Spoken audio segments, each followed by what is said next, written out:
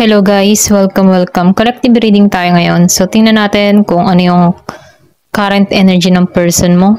Be open-minded po, hindi po halos lahat makaresonate kaya piliin nyo na lamang. And thank you nga po pala sa mga nag-subscribe, lalo na sa mga bumabalik. Marami pong salamat. Give it a message. Ano yung current energy ng person mo? Give it a message.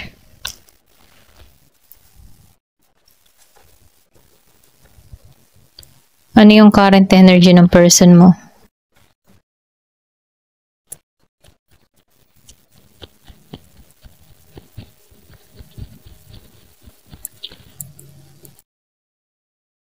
Meron ka ditong the world. Give it a message. Ano yung current energy ng person mo?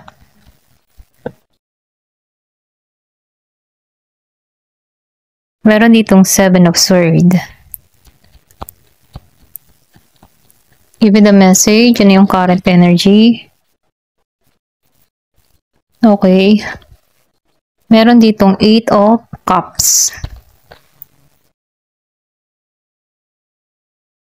Meron ditong 7 of Swords reverse. Nakikitaan ko dito, no? Yung iba sa inyo, meron ditong dahilan kung bakit nagkalayo kayo. Distance, okay? Meron ditong malayo sa bawat isa. Or pwede rin ito yung naging hadlang sa komunikasyon, sa koneksyon. Okay? So, nakikitaan ko rin dito, no? Mayroong pag-iwas na ginawa tong tao na to sa'yo. Give me the message.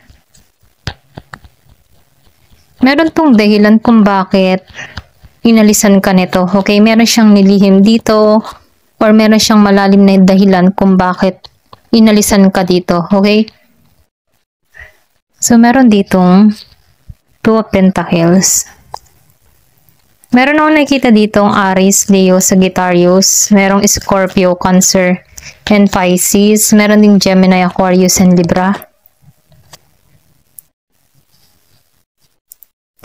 Give me the message. Nakikitaan ko rin dito, no? Yung bang tipo na hindi niya, may word dito yung bang tipo na hindi niya intensyon yan. Hindi niya intensyon na alisan ka dito, okay?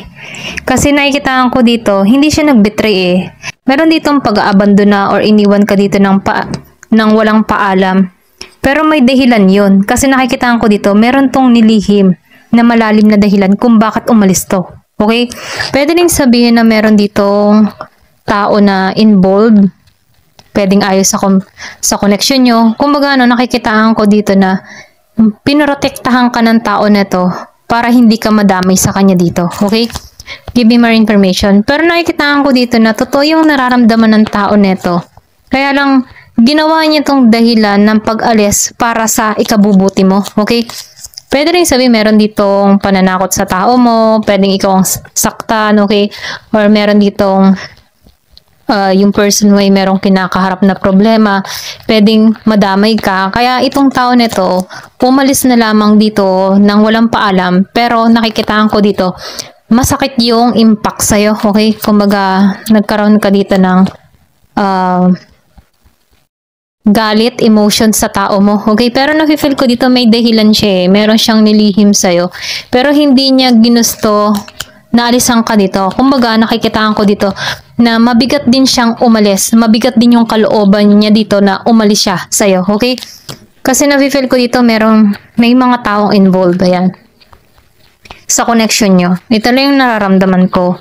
So, nakikitaan ko rin dito, no? Itong tao na to, gusto ko niyang offeran, okay? Kaya lang, hindi niya magawa. Pwede rin sabihin, meron kang kadiling dito na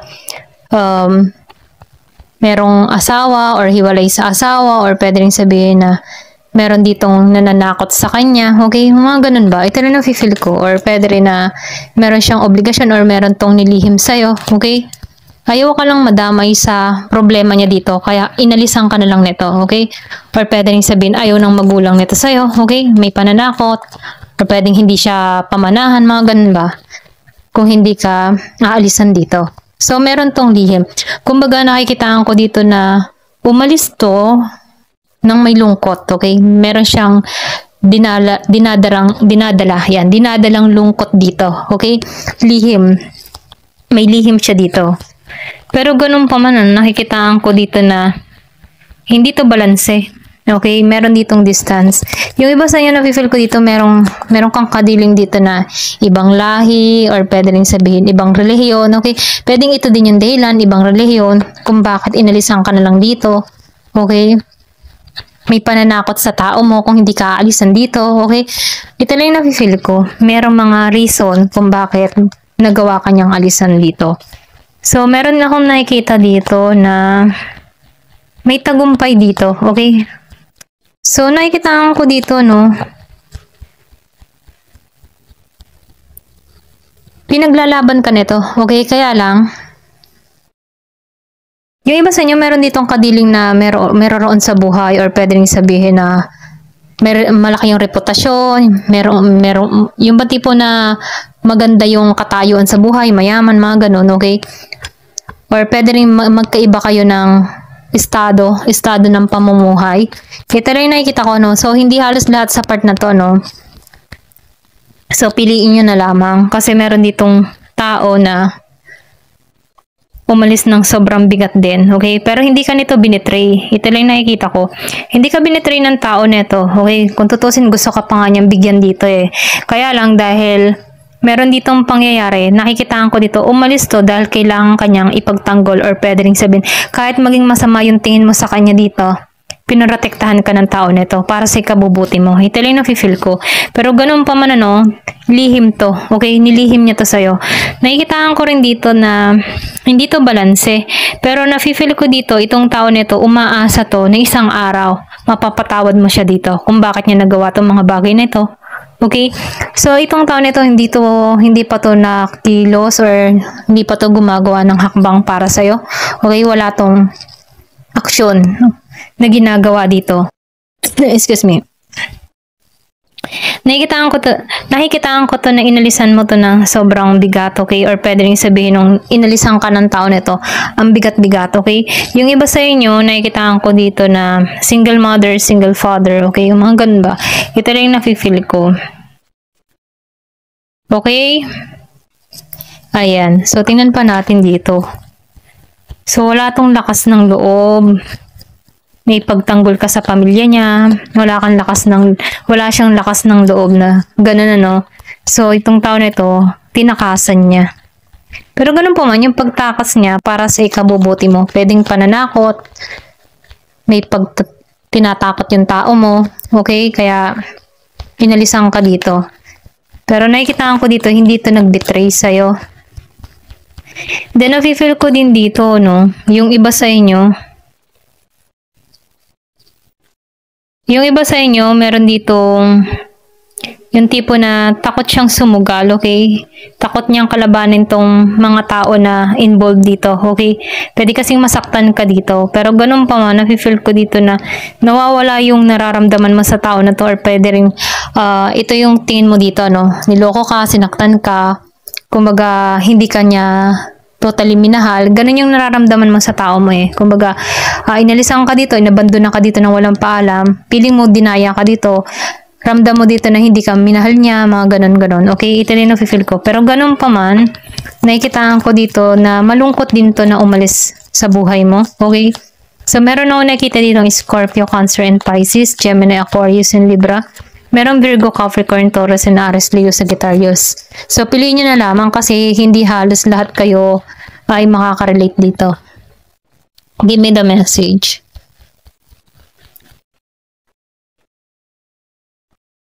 Ano pa yung mensahe? Tamalsik to. Gusto nito. Nakikitaan ko dito may pagkikita, eh. Or pwede rin sabihin, mahabang panahon na kayo. Walang komunikasyon ng tao na to. Okay? Pero nafe-feel ko dito, merong union na magaganap. Kung madalas mo makita ang 11-11, 2-2-2. So, nakikitaan ko dito na meron ditong balance na parating. Okay? Kumbaga, nakikitaan ko dito na hayaan mong si universe yung kumilos sa connection na to. Kung gusto mo pa rin tong tao na to. Kasi nakikitaan ko dito na inalisan ka nito nang walang paalam, may anak kayo, okay? Pero ganun pa man, nakikitaan ko dito, may dahilan siya kung bakit inalisan ka dito, okay? Para protektahan ka dito. Pwedeng pinagbantaan tong tao mo na may mangyayaring masama sa'yo, okay? Kung hindi siya susunod dito, okay?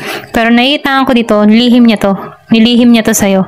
Kaya mas mainam na yung bang tipo na inisip na lang ng tao mo na mas okay pang magalit ka sa kanya. Okay, kaysa ikaw mapahamak dito. Ayan, pwedeng pinagbantaan to ng pamilya niya, mga ganun ba? Na pwedeng gawan ka ng hindi maganda. Ayan. Kaya itong tao mo, mas pinili niyang manahimik. So, nakikita ko dito, yung iba sa inyo, may kadiling ka dito na kilalang tao or pwede rin sabihin na meron roon, kilala, okay?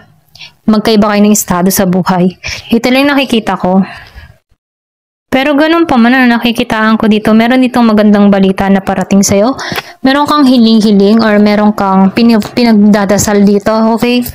So, nakikitaan ko dito na meron dito parating na magandang balita. Ayan, meron ditong right. So, nakikitaan ko dito, no,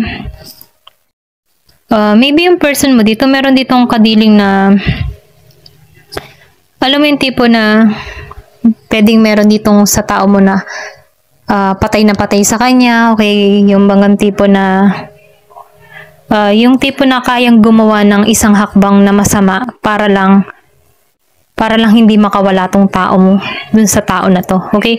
Pwede rin meron ka ditong person na may kadiling na ibang babae, ibang lalaki, pwedeng tinatakot tong tao mo, okay? Na pwedeng gawang ka dito ng hindi maganda. Kaya mas mainam na pinili ng tao mo na manahimik na lamang, okay? At ialisan ka dito nang walang paalam kahit masakit sa kanya kaysa mapahama ka dito. Kasi meron ditong nagre-ritual, okay? Ito lang nakikita ko. Meron ditong mahika, okay? Misteryo. Pwede rin meron kang kadiling dito na taga ibang probinsya or hindi mo pa totally kilala ang pagkatao ng tao nito. Ito rin nakikita ko. So, meron dito kayang gumawa ng isang hakbang para hindi ka maging okay sa sitwasyon mo. Kaya lang, itong tao mo, dahil mahal ka nito, inalisan ka na lang nito ng walang paalam. Pero hindi ito nag-betray sa'yo. May dahilan siya, pwedeng, ito yung dahilan, no, pwedeng gawan ka ng hindi maganda, kaya mas pinili na lang nitong manahimik. Ito lang nafe-feel ko, no. So, friendship. So, nakikitaan ko dito, no, nakikitaan ka ng tao nito ng connection talaga. Kumbaga, may teamwork, may pag-asa, yung bang tipo na magaan kang kasama, komportable siyang kasama ka, okay? Kaya lang, dahil mayroong pangyayari dito, nakikitaan ko dito, umiwas na lamang to. Pero ganun pa man, ano, nakikitaan ko dito, may pagkikita eh. So, ipagpasa Diyos mo na lamang to, no, kung gusto mo pa rin itong tao mo. Ayan. Wait lang, ayusin ko lang to.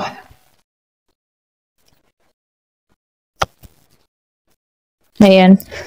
Give me the message. Ano pa yung mensahe?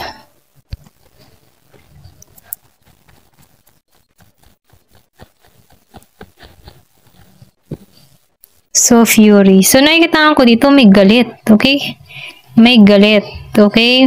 Pwedeng meron ditong tao na nagbanta sa tao mo. Galit to. Okay? Galit sa'yo. Okay? Meron ditong sweet dreams. Kung meron kang kung meron ka ditong kadiling na tao na alam mo yung feeling na pakaramdam mo meron siyang kinakasama na marunong sa karunungang lihim. Nakikitaan ko dito, alam to ng tao mo, kaya mas mainam na iniwas ka na lang dito, okay? Para hindi ka madamay dito. Ito lang nakikita ko, nag-sacrifice siya. Meron ditong sweet dream. So, nakikitaan ko dito na itong tao mo, no? Nangangarap to na isang araw maging maayos ang lahat. Kumbaga, nakikitaan ko dito, gusto nito na maging okay ang lahat. Pero nafe-feel ko dito, no, yung tao mo, mas gusto pa niyang matulog ng matulog. Give me the message. Withdrawal. So, nakikitaan ko dito, meron ditong nagising or meron ditong aalisan. Okay, meron tong aalisin. Pwedeng meron kang person dito na meron ding bisyo or pwede rin meron siyang aalisan dito na toxic sa paligid niya dito, okay? So, nafe-feel ko dito, no, gusto na nitong maging masaya. Okay, gusto nitong maging maayos ang lahat. Gusto nito yung pakikipagkaibigan sa'yo. Okay? Kumbaga, nakikitaan ko dito na gusto nito na magkasundo. Nakikitaan kanya ng true friend, true love, mga ganun ba? Ganun kanya tingnan. Give me the message. Kaya lang meron ditong involved na ibang tao, galit, ayaw makita kayong masaya. Ayan, ito lang nakikita ko. So, gusto nitong makipagkasundo sa'yo. Okay?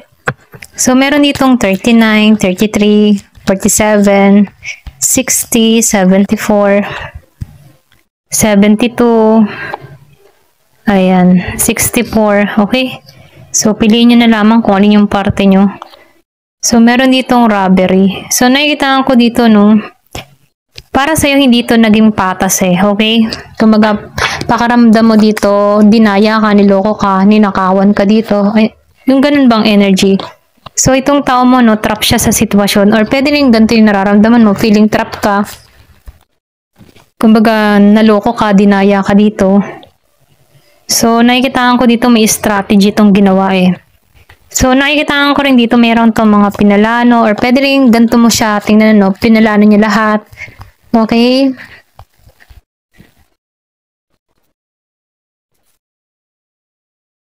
So, meron ka ditong tao na kumakaharap sa kaso or meron kang person ditong kinasuhan. Hindi halos lahat ha. And then yung iba naman sa inyo, nakikitaan ko dito na meron ka ditong tao or kadiling na tao na yung bang tipo na malakas yung pakaramdam, okay? May pagka-psychic or pwede rin sabihin, may third eye, yung ganun. So, ito lang nakikita ko, no? Pero ganun pa man, nafe-feel ko dito, may tagumpay.